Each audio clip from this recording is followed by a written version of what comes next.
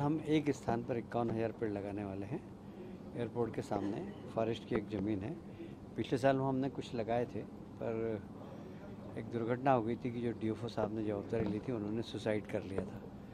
तो लगता मुझे पेड़ ने भी सुसाइड कर लिया। काफ़ी पेड़ सूख गए, कोई उसको देख नहीं पाया, क्योंकि फॉरेस्ट की ज़मीन थी और फॉरेस्ट वालों को देखना था। तो उस पर तो इस बार हमने फिर से उसके ग्राउंड तैयार किया है और वहाँ 51,000 हम पेड़ लगा रहे हैं।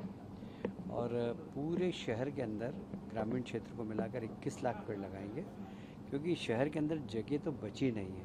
और इसीलिए हम वो कैबिनेट में हमने निर्णय लिया है कि हम शहर के बगीचों में 25% नमो हरित वन बिल्कुल बनाएंगे, जिससे हर वार्ड के अंदर एक ऑक्सीजन जोन और बहुत। धर्मेंद्र प्रधान का इस्तीफा हुआ, कांग्रेस सड़कों पर जश्न मना रही है। क्या कहीं ना कहीं इस आंदोलन में कांग्रेस का पूरा हाथ ऑक्सीजन दे रही है छात्रों को? देखिए, कांग्रेस पड़ोसी के घर में अगर बच्चा हुआ और कांग्रेस अगर ढोलक बजाए तो अब उनका क्या भूमिका थी उसमें?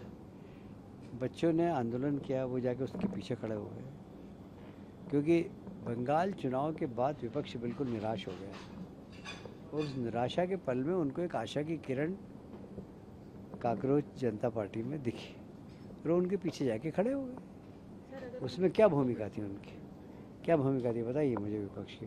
सिर्फ कैटालिसिस की थी कि हाँ आगे बढ़ो, तुम लट खाओ, हम तुम्हारे पीछे हैं।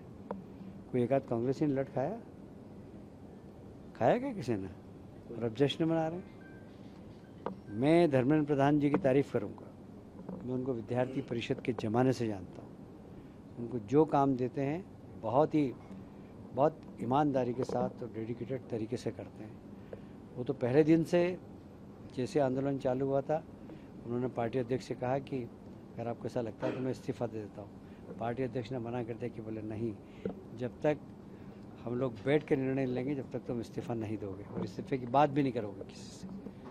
पर जब परिस्थितियाँ ऐसी हुई कि पार्टी ने निर्णय लिया कि धर्मेंद्र जी इस्तीफ़ा दे, तो उन्होंने 1 सेकंड में दे दिया। यही तो एक अच्छे कार्यकर्ता की पहचान है कि हम कहीं पर भी हों, समाज के लिए काम करें, देश के लिए काम करें। ये धर्मेंद्र जी का इस्तीफ़ा उन सब विदेशी ताकतों को जो देश में हिंसा कराना चाहते थे, बांग्लादेश की तरह, श्रीलंका की तरह, उनके मंसूबे ख़त्म हो गए। और इसलिए मैं मानता हूं कि धर्मेंद्र प्रधान जी ने जो काम किया है उसके लिए मैं उनको बधाई भी देता हूं और उन सब के मंसूबे ख़त्म कर दिए जो विदेशी ताकतें यहाँ पर अस्थिरता पैदा करना चाहते हैं। राहुल गांधी आरएसएस को दीमक कह रहे हैं कि एजुकेशन को दीमक की तरह जो है आरएसएस कर रहे हैं।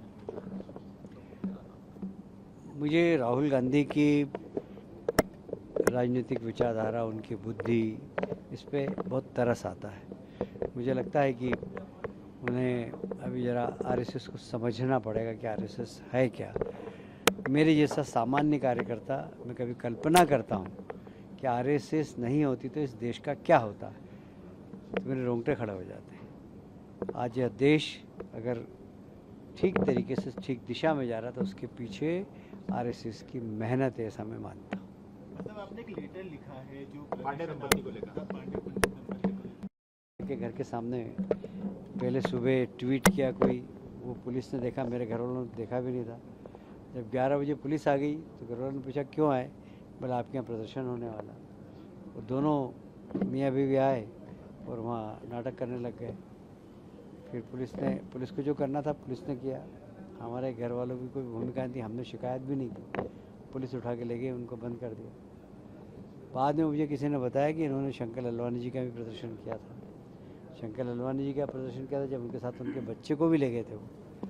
तो मुझे लगा कि ये जवान हैं तो बच्चे छोटे ही होंगे, तो मैंने कहा कि उनको घर में अकेले छोड़ना ठीक नहीं। तो मैंने कमिश्नर को पत्र लिखा, कल ही लिख दिया था कि अगर आप सहानुभूति पूर्वक विचार करके उनको छोड़ने में मदद कर सके तो मुझे अच्छा लगेगा, क्योंकि कानून की भी अपनी एक मर्यादा होती है। इसलिए मैंने कहा कि आप, मुझे उनके छूटने से कोई आपत्ति नहीं, क्योंकि उन्होंने गलत फहमी में जो शब्द मैंने बोला नहीं, नेता प्रतिपक्ष ने वो शब्द के मुझ पर आरोप लगाए, बड़े समाचार पत्र ने छाप दिया, समाचार पत्र में छपने के बाद वो मेरे घर आ गए। मैंने दूसरे दिन विधानसभा में पूरा रिकॉर्ड विधानसभा अध्यक्ष जी को बताया। अध्यक्ष जी ने मतलब अपनी चेयर से उन्होंने घोषणा की कि कैलाश जी ने ऐसे कोई शब्द का उपयोग ही नहीं किया, इसलिए नेता प्रतिपक्ष को आरोप लगाने के पहले सोचना चाहिए। उन्होंने नेता प्रतिपक्ष को समझाइश दी। तो जब कोई घटना नहीं हुई और भ्रम के आधार पर कोई अगर आकर भटक जाए तो हमें सीधा रास्ता दिखाना चाहिए उसको। प्रभातखबर.com, विश्वास वही, रफ्तार नहीं।